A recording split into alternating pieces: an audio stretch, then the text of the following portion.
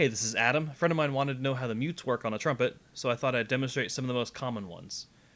There are other mutes, but these are the ones that people are going to actually use most of the time. So first, regular trumpet sound.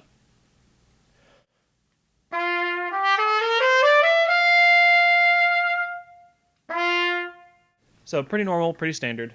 Most common mute is the straight mute. They can come in a bunch of different varieties. They can be metal, they can be kind of like a cardboardish material, they can have straight edges, they can be black, but generally it's along the lines of something like this. Some of them will sound more piercing than others, some of them will sound a little bit more dull.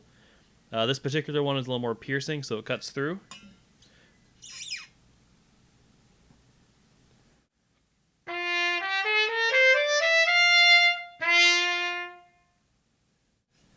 Always give time for the players to switch mutes in the middle of a performance. You'll be happy if you do. There's also a cup mute. It gives it a little bit mellower of a tone, kind of blocks out a little bit. None of these are really for volume that much as they are for tone quality. Maybe the Harmon Mute later, but... Now you can tell them how far to shove this thing into the end of their bell. You can tell them like really like put it in pretty tight or kind of a little bit loose. The players are going to take care of making sure it doesn't fall out, hopefully. It honestly doesn't change it that much, but some composers really like to do it. But cup mute.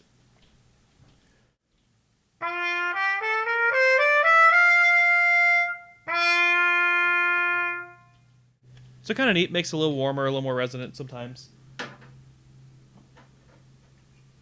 Then there's the Harmon Mute. It has a couple different ways to use it. There's a stem in here on the inside of it. It can be played without the stem. You'd notate that as just Harmon Mute. Sometimes you'd say stem out. This one doesn't have the little tiny corks. It has one cork all the way around. So often we have to breathe a little bit into the bell to get a little condensation so that it'll stick a little better when we twist it in there. It's possible for mutes to fall out, and it's terrifying for the player. So, Harmon Mute.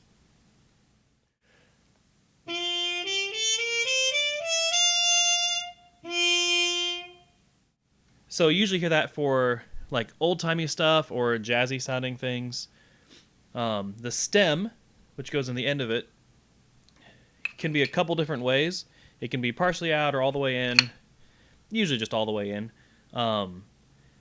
So usually you would notate this just by saying stem in. And I will say that there is another type of mute called a solo tone mute, which is really similar in sound to this. Some players own one. I don't. I've literally never used it. I've never had any need for it.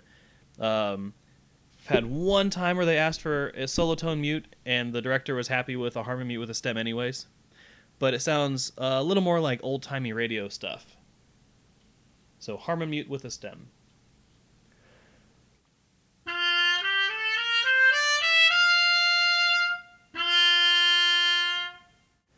So just for comparison.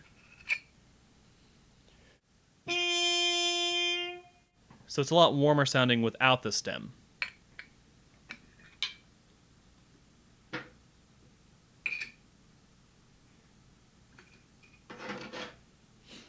Okay, then this is a plunger mute. It's literally a sync plunger from the hardware store. They do make like music versions of them. It's pointless. The $2 one from the hardware store is absolutely the right thing to go with. Gives you the right sound. This is used to make the wah-wah sound that you hear in jazzy stuff.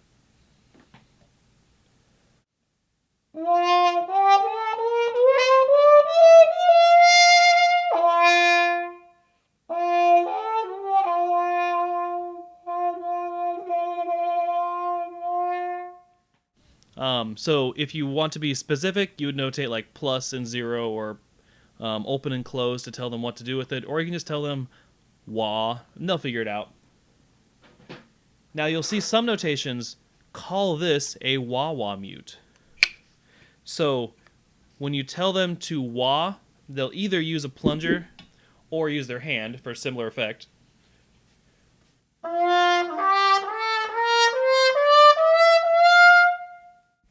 It works, it's not as effective, but a wah-wah mute is sometimes called or this is sometimes called a wah-wah mute. The reason for that is all the sound is coming through this little tiny part right here, so you can make a wah sound with it.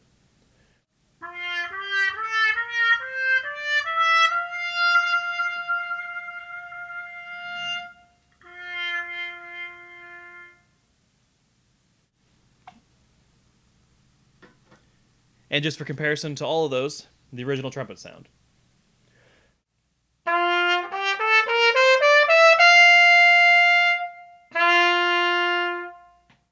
Cool, thanks.